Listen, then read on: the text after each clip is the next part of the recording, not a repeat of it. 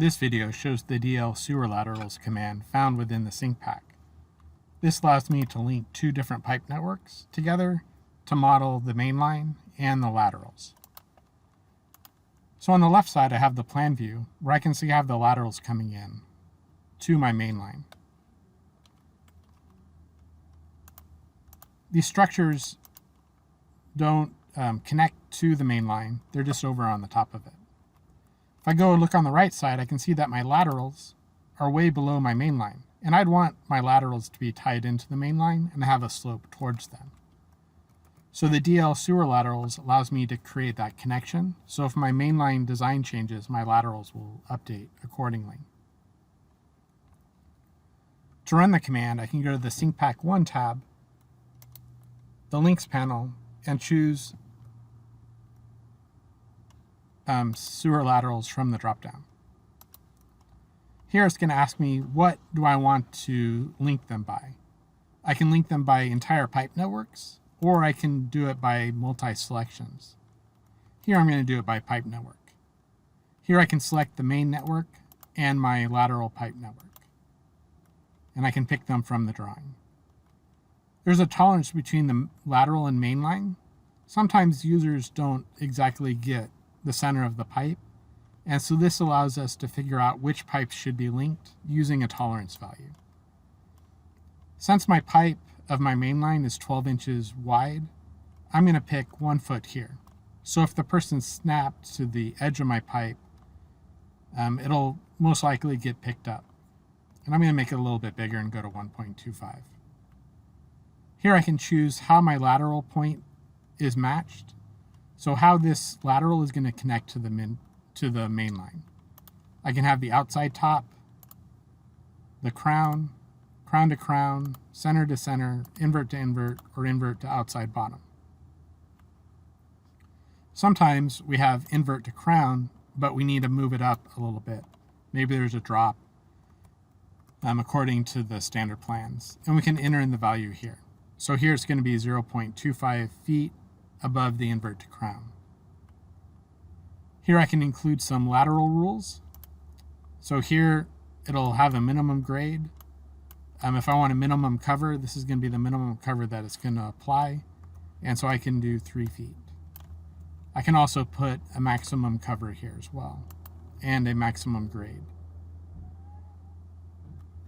There's a design priority, so I can prioritize minimum cover or minimum grade. So if I always want it to be 2%, or most likely to be 2%, I'd want to prioritize minimum grade. If I want the end of the pipe to be 3 feet at the end, I would want to prioritize minimum cover.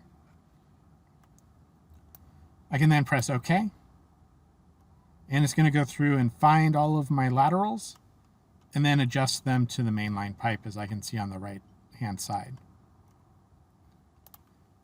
If for whatever reason my design changes,